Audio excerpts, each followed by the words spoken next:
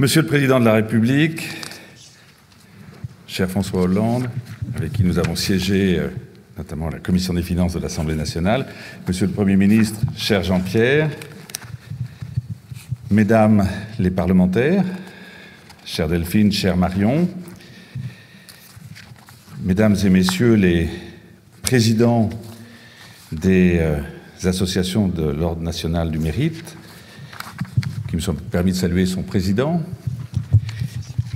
Et je voudrais également saluer les anciens parlementaires, cher Jean-Paul.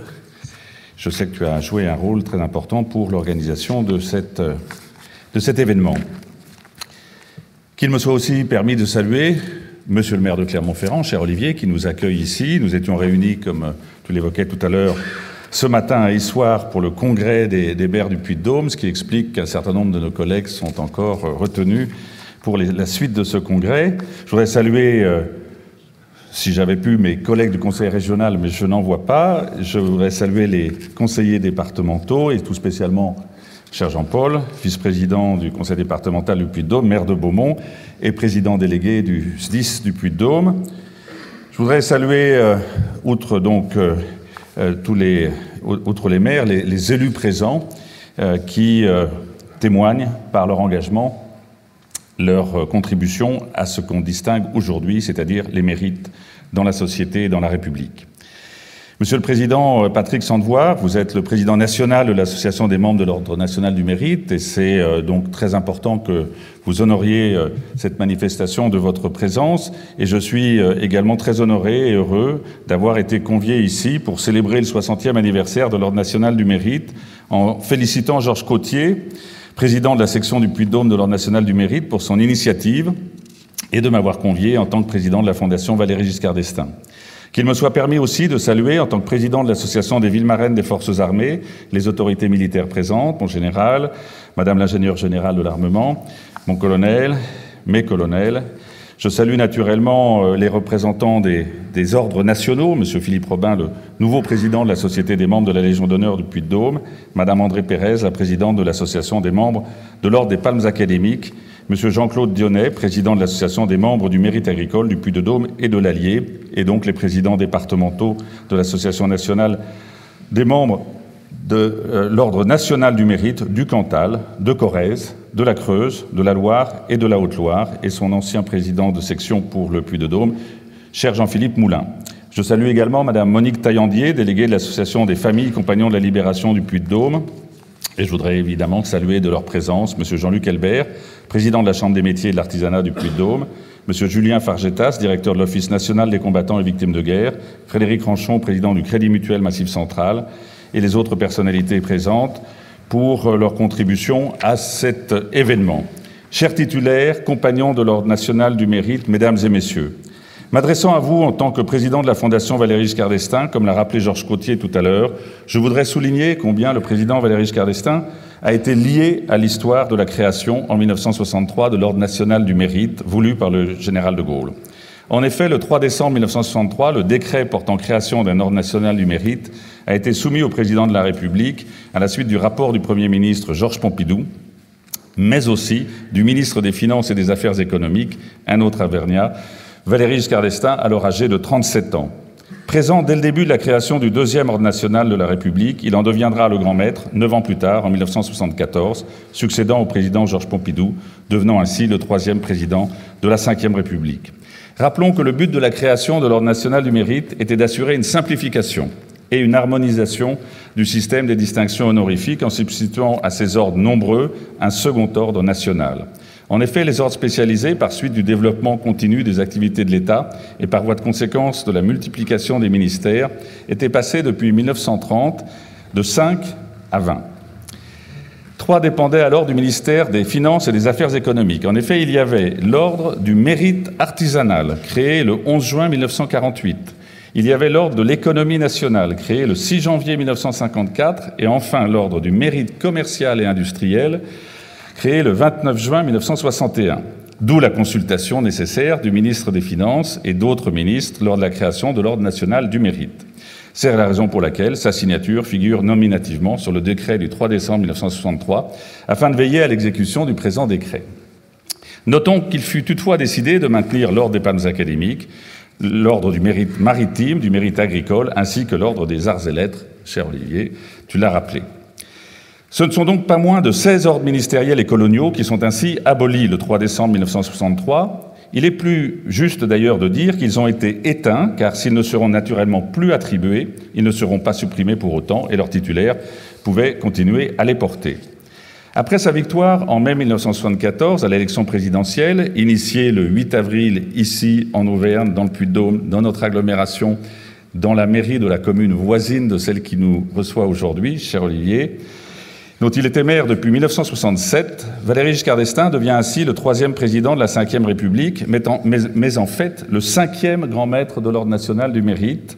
puisque après le général de Gaulle, Alain Poher, président de la République par intérim, a été le second, puis Georges Pompidou le 3e, de nouveau Alain Poher, à nouveau par intérim, et c'est donc le 5e grand maître qui est élu en 1974. L'Ordre du mérite a été créé, je rappelle, pour récompenser et honorer les services et mérites rendus à la nation, selon la formule de Charles de Gaulle, mérite acquis soit dans la fonction publique ou militaire, mais aussi dans l'exercice d'une activité privée, associative ou pour d'autres mérites au sein de la société civile. Parmi ces initiatives innovantes prises dans les premiers mois suivant son élection, le président Valéry Giscard d'Estaing a souhaité valoriser l'Ordre national du mérite et l'action de ses premiers ministres. C'est ainsi que par décret du 24 décembre 1974, paru au journal officiel le 28 décembre, il fit modifier l'article 5 du décret du 3 décembre 1963 en conférant la dignité de Grand-Croix au Premier ministre après 6 mois de fonction. Cette nouvelle disposition concernant la promotion du Premier ministre étant en vigueur dès le 24 décembre 1974, ce fut Jacques Chirac qui fut le premier distingué par cette prérogative sous la Ve République. Tous les premiers ministres depuis 1974 en ont ainsi bénéficié, notamment toi, mon cher Jean-Pierre, mais aussi d'autres qui ont suivi ou qui ont précédé, à l'exception de Bernard Cazeneuve, en raison de son mandat qui était de 5 mois et 9 jours et qui ne lui a donc pas permis de recevoir cette distinction. Ce décret aura permis de renforcer l'importance de l'Ordre national du mérite et son prestige, démontrant clairement l'attachement du président Valéry Giscard d'Estaing à cet ordre national. Comme vous le savez, sa présidence a été marquée par beaucoup d'avancées dans de nombreux domaines, et je pense notamment dans les droits des femmes. Chère Marion, chère Delphine, parmi les mesures phares de son septennat, on retient naturellement, bien sûr, la loi Veil sur la légalisation de l'avortement, mais aussi le divorce par consentement mutuel et l'abaissement de la majorité légale de 21 à 18 ans, qui renforçait en réalité les droits des jeunes femmes, qui pouvaient ainsi se marier à partir de l'âge de 18 ans sans être émancipées. Mais ce n'est pas tout. Car, au-delà de la nomination de Simone Veil comme ministre de la Santé, c'est la création du premier secrétariat d'État à la condition féminine, confié à Françoise Giroud. Il y aura d'ailleurs 6 femmes au gouvernement de 1974, une première sous la Ve République. Auparavant, seules 7 femmes avaient connu l'expérience du gouvernement entre 1946 et 1974, mais c'est donc Simone Veil la première à exercer une responsabilité majeure dans un gouvernement. C'est dans cette continuité que, par une lettre datée du 9 octobre 1974, le président Valéry Giscard d'Estaing demande au grand chancelier qu'à partir du 1er janvier 1975, chaque promotion de la Légion d'honneur contienne au moins 10% de femmes et chaque promotion de l'Ordre national du mérite 15% pour chacun des ministères. L'arrivée de femmes plus nombreuses, ainsi, au sein de l'Ordre national du mérite, a permis de mettre en exergue quelques difficultés rencontrées par ces nouvelles compagnons en ce qui concerne le port des insignes des ordres nationaux. Et on fait apparaître la nécessité de prévoir pour elles quelques aménagements prévus par un avis relatif au mode de port par les femmes des insignes de la Légion d'honneur et de l'Ordre national du mérite, qui sera publié au journal officiel le 12 décembre 1976. En 1977, l'association, qui avait son siège social au 163 rue Saint-Honoré, est transférée à l'Hôtel national des Invalides. Le 20 septembre 1977, l'association des membres de l'Ordre national du mérite prend son nom actuel.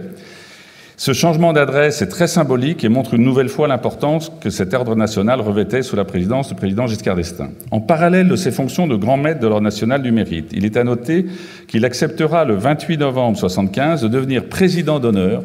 de l'association des membres de l'Ordre national du mérite, créée donc en 1972. Il sera le premier président de la République à l'être. Ensuite, tous ses successeurs à l'Élysée accepteront la présidence d'honneur de l'Association nationale des membres de l'Ordre national du mérite. François Mitterrand en septembre 1981, Jacques Chirac en juillet 1995, Nicolas Sarkozy en juin 2007 et vous, président François Hollande, le 25 juin 2012 et depuis 2017, Emmanuel Macron. Enfin, le décret du 3 octobre 1978 autorise la remise de l'insigne par un membre de l'Ordre de la Légion d'honneur. Cette contribution au décret initial du 3 décembre 1963 tisse de nouveaux liens entre les deux ordres nationaux et renforce l'importance de l'Ordre national du mérite. Le décret du 30 juin 1980 va, elle, modifier la plaque de grand officier et de fait également celle de grand croix. Précédemment, celle-ci ne portait pas la légende précitée sur un fond d'émail bleu, mais était d'aspect entièrement métallique afin de lui ajouter plus de prestige. Depuis ce décret, les grands officiers portent sur le côté droit de la poitrine une plaque ou étoile en argent d'un diamètre de 90 mm à 12 rayons doubles, boutonnés, et 12 rayons intercalaires émaillés de bleu, portant en son centre un médaillon représentant l'effigie de la République avec sur fond d'émail bleu la légende « République française, Ordre national du mérite », entouré d'une couronne de feuilles de laurier torsadées. Il porte en outre la croix d'officier. En conclusion, la forte contribution du président Valéry Giscard d'Estaing modifiant le décret initial du 3 décembre 1963, qui instaure la création de l'Ordre national du mérite, a démontré tout son intérêt et son attachement à cet ordre national avec un sens profond de la reconnaissance envers ceux et celles qui ont servi la France de manière méritoire. Sa vision et son engagement à rénover la société française de l'époque s'est traduit tout naturellement dans sa volonté d'actualiser le décret fondateur de l'Ordre du 3 décembre 1963 afin de renforcer le prestige de l'Ordre national du mérite, puis d'œuvrer pour sa féminisation en tant qu'institution de distinction et de reconnaissance des mérites de ses récipiendaires. Nous ne pouvons, en ce jour, que rendre hommage au président Valéry Giscard d'Estaing pour sa détermination à renforcer le rayonnement de l'Ordre national du mérite. Je vous remercie.